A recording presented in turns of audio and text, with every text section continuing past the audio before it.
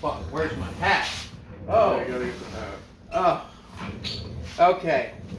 What's up, guys? It's Biscuit Boo Horror Reviews. And I'm here with Ryan, who, as far as I remember, hasn't been on the channel before, at least not in a recent video. I don't think But I've known Ryan for over 10 years, and today we are going to do the one chip challenge from Packy, and we are going to attempt to review The Whale. Now, The Whale is a 2022 drama film directed by Darren Aronofsky, and it won the Oscar for Best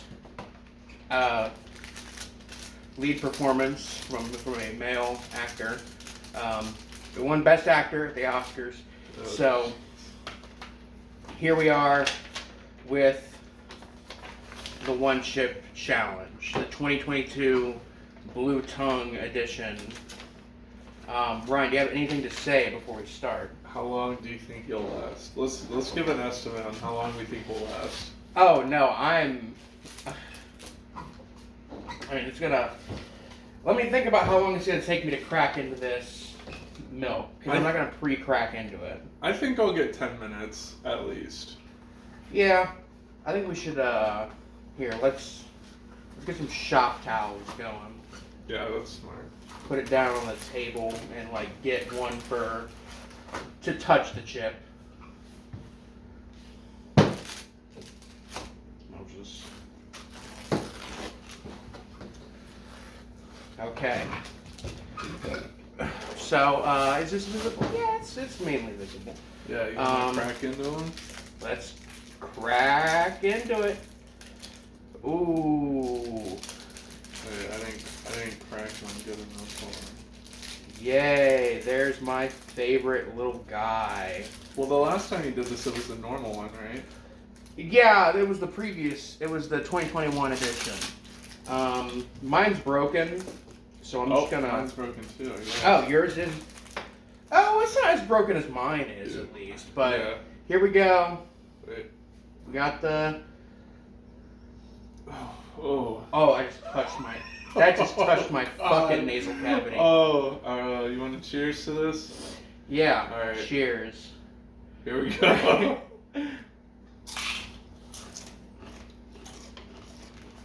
I'm not finishing this second piece. I don't know.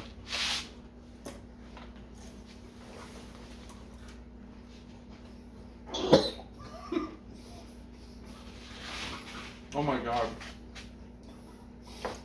I don't want to swallow it. Yeah, that's where I'm at. Oh. Ah.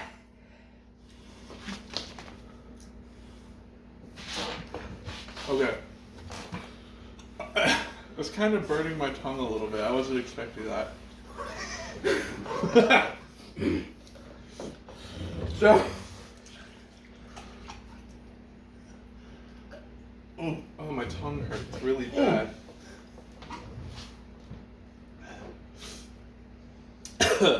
Okay, so The Whale. Wait,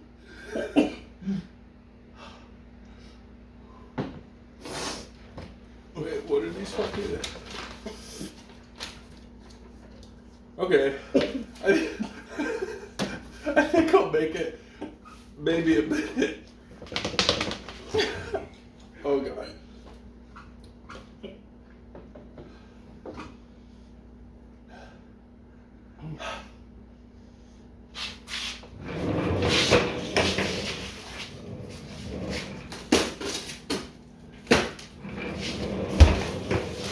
Fuck this. Oh, it's burning my nose.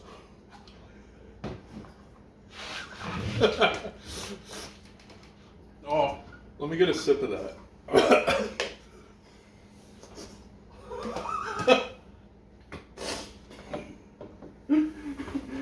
Okay, that definitely helped a little bit. It's like all in my tongue. Oh. Actually, I need this support.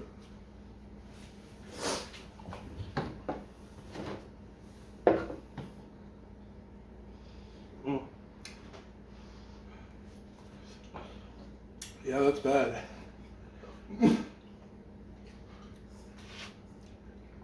don't know why I fucking agreed to it. How long did it last time? Like an hour. I know. Okay. It's just really burning my tongue. That's where I'm at. Mm-hmm. I didn't last anywhere near that I thought I would before I took a drink of milk. What's out? Mm.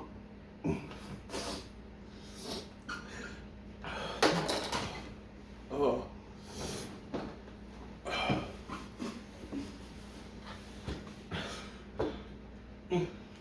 You're the movie reviewer. Come on, let's go.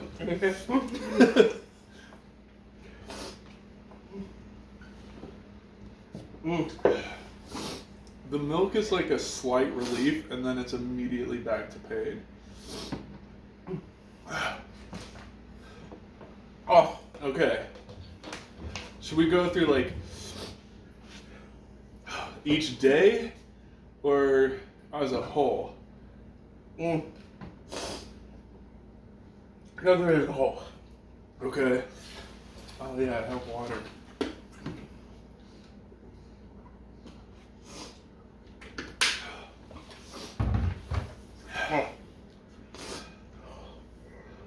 Oh.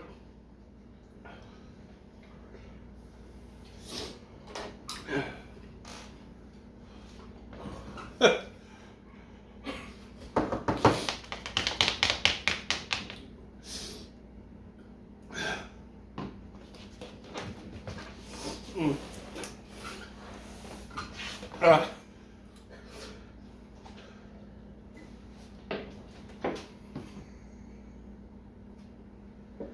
Let's just agree to finish this. Huh? Yeah, let's all right, so So The Whale is a movie. What's it about, Ryan? well, it stars Brendan Fraser, who hasn't been in cinema for many years now. Yeah. He is a 600-pound man who has, well, I don't know, accepted the fact that he is Dying of congestive heart failure. And he's sort of living his last week knowing that he is going to die and trying to make amends with his previous With his daughter, mistakes. Yeah. who he has not, he's estranged. He hasn't been in contact with since she was 8. And she is 18 in the movie, Yeah. so around 10 years. Mm. I told you this wasn't. It's just my tongue, dude. It hurts. Yeah. It's starting to get better, though. I don't know how I thought I was going to make it 10 minutes. I really don't. Anyways. Here, let's hold him up for the thumbnail. Which one? This? There we go. I'm not even going to use that as a thumbnail. We didn't, in fact, crush it. I will put on record I did last longer than Cody. You can have that.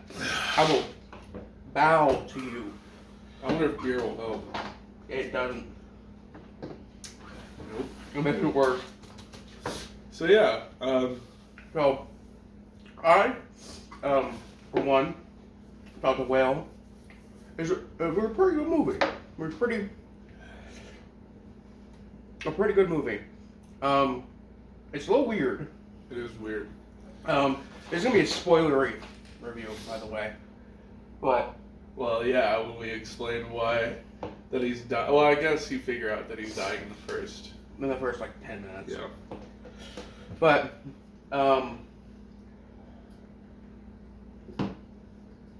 this movie's a little weird because it focuses on a lot of characters. Well, not a lot of characters. but it focuses on more than just Brendan Fraser's character. It focuses on his daughter, as well as this missionary teenage boy, And his best friend Liz. as well as Charlie, the lead character's best friend Liz. It focuses on all these different characters. And at one point in the film, which I think is the weakest point in the film, I don't know if you agree with me on this or not, Ryan, but what point do you think I'm talking about? Well, I can get some ice cream. I think the weakest point that I could think of is maybe where his daughter and the missionary are kind of having their heart-to-heart. Exactly. I knew you would agree with me on that. That is the weakest point of the entire movie. I think. I just feel like it doesn't fit in context with the rest of the movie. It doesn't really do anything for the rest of the movie. It just kind of stays the same. Ryan, what was your favorite scene? What do you think is the strongest scene? I think the strongest scene for me, honestly, is the ending. The last 15 minutes of the movie is really powerful for me. Like, the rest of the movie is really strong, but I don't know, those last 10 to 15 minutes really hit me. That's in the theater. That is when I started definitely having tears down my face. Hmm. Yeah.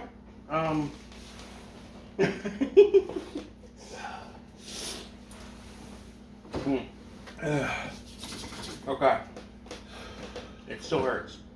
My tongue still hurts. Yes. So, like I was saying, for me, I think the strongest scene, the strongest moment in particular, is the moment very early on where, so, I should say, I'm over here like fucking nomming on ice cream, and I should say, I think the strongest scene on a second watch is a scene very early on where Charlie is going around his apartment with his walker, and he is reciting his daughter's essay. And at the time, you don't know it's his daughter's essay, but he kind of uses it to implicate a sort of self-hatred, which I think is very interesting. And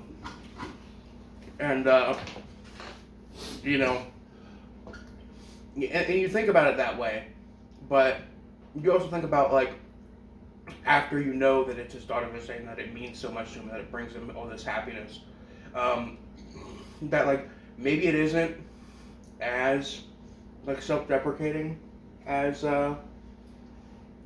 it feels on the first watch. That could not, whether or not that's intentional, I think that's something that I noticed on a second watch for this one. I think on a second watch for me, during those scenes especially, because I don't remember, is it before or after I think it's after he looks at the Three Musketeers and puts it away, right? Or is it after? Or I think it's before. It might be before. I think it's before. But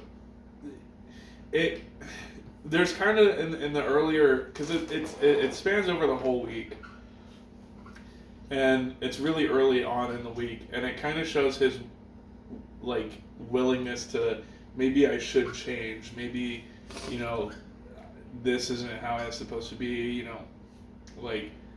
it kind of gives off that he wants to change, and it plays very well with the scene where he is reviewing essays, and he goes into his candy drawer and gets a Three Musketeer and opens it and then throws it back.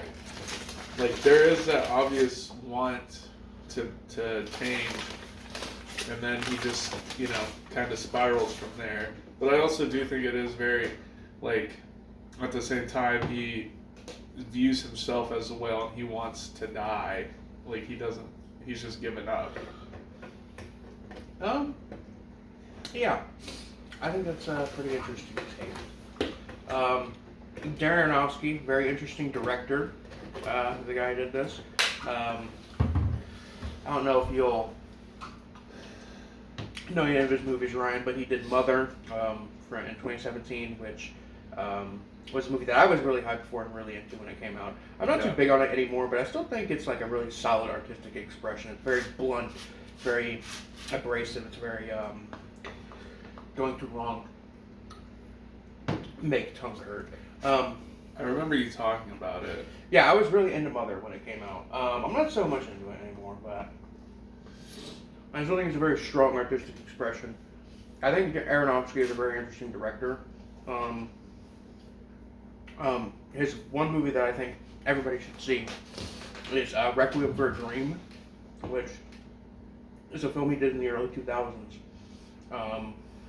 with Jared Leto. Yeah. Not that he should be Jared praised. Leto, yeah. Not that Jared Leto should be praised or celebrated, because he shouldn't. Not at all. But it's a movie he did in the early 2000s, and it's literally about various people addicted to various different kinds of drugs and how it all sends them spiraling down to different horrible fates. And it's really... He seems like a great director. Yeah, he's Well, and I don't know if his other movies are like this, but I was telling you while we were watching it that all the characters seem very specific. Yeah, the characters being specific, I think, is like directly connected to, like I said, like I had mentioned before, to this film's origins as a play. Yeah. Because I think playwrights often, you doing all right? I'm doing good. Playwrights often, go really heavy with the character stuff, because that's, all kind of, that's kind of all plays have to offer is character. And I mean, not that it, you know what I'm saying? Yeah. God damn it. Well, it's just like I'm gonna vomit from drinking all this milk. you have the character who hates himself and doesn't. He knows he's gonna die and he's accepted it. You have the friend who cares for the character, but also, her whole thing is that she makes it about herself too. And then you have the daughter who has an estranged past and is not a great person and yada yada. Like, there's very clear character tropes, and they hit them. Yeah, and I think the whole cast does a good job. Very solid cast. But the standout performance is, of course, Brendan. Oh yeah, it's very good to see Brendan back, and I'm very happy that he won the Oscar for that performance. Oh yeah, I think it was a much deserved win, and I think it really shows that he has come back full circle. Because I don't think, even when he was in his prime acting, I don't think he could have ever won an Oscar, just because he never did things that were Oscar worthy. Well, yeah, he did. Yeah, he was in The Mummy and shit. He wasn't in Oscar bait movies or art house movies like he's He doing did now. The Mummy. He did that one movie with. Actually, what was the movie in the '90s with Key and they were in a band? I forget what it's called, but it's always either comedies or action movies. And now he's, I haven't seen his full list, but he has a really good range, and you can tell by watching The Whale. Actually, Ryan, I think there's a movie we should watch, and it is the best Brendan Fraser movie, or one of the best. Okay. It's a little movie called Monkey Bone. You ever seen Monkey Bone, Ryan? No, I've seen George of the Jungle. So Monkey Bone is a movie where Brendan Fraser plays a cartoonist who ends up in a coma, and his soul goes to this weird nightmare world that's inhabited by monsters, as well as his creation, Monkey Bone, which is a cartoon character he created. Okay. And Monkey Bone is a stop motion CG puppet like that he has to interact with, and it's full of all kinds of crazy effects. It's directed by Henry Selick, who did Nightmare Before Christmas and Coraline. Okay. And Brendan Fraser, I think Brendan Fraser himself said, I have the honor of being in the most expensive art house movie ever made, when he refers to that movie. I'd be interested. That sounds interesting. And I guess he was in this one movie too, and there's only one scene that I can really quote because I've been seeing it pop up on like TikTok. I'm not gonna quote the scene, but I guess he was like kept in his house for like from his childhood to his adult life, and he goes out into the real world. I don't know much about it, but there's one scene in particular that's really funny. Yeah? Yeah, I can't say it, but it's funny. Okay. Yeah. He meets, like, he's outside and he meets a person of color, and then, Oh. yeah. Oh, or wait, are you talking about Encino Man? Maybe. Encino Man is not that, but it's the one where he's a caveman and he doesn't know anything. No, it's not that one. Huh, okay. I didn't know that existed. I'll have to show you. Yeah. I'll show you the clip. Holy shit, I didn't know that was a fucking thing. Yeah, he's like, oh my lucky stars, word that can't be said. And it's weird. He's dressed up in like a checker suit, I think, or something. I don't know. What? Yeah, I don't know. Oh, shit. Oh.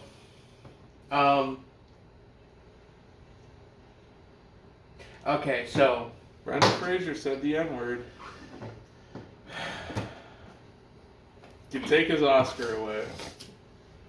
Speaking of, can I just say, we're a little off topic already. I can't watch the really serious scene of this movie anymore without thinking about the meme of Brendan Fraser passing the booth. Passing the booth.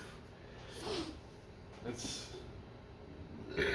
I want you to know I'm not editing anything in this. This is staying completely raw. There's no trailer that's going to go up here in the space above our heads or anything. This is going out 100% raw. I'm uploading it like immediately after we finish recording. Sounds great. Speaking of finishing recording, anything else to say? Because my tummy hurts. I just want to say, I think that Liz is a great character, but she pisses me off. Because she does kind of like poke fun at him. She pokes fun at him and she makes it about herself, and I get that she cares about him, but it just comes off in the wrong way. She obviously very much loves him, but I don't know. The way that she goes about it isn't healthy, and I think that's a part of her character, but I don't know. Not a fan of how she treated Charlie. Charlie,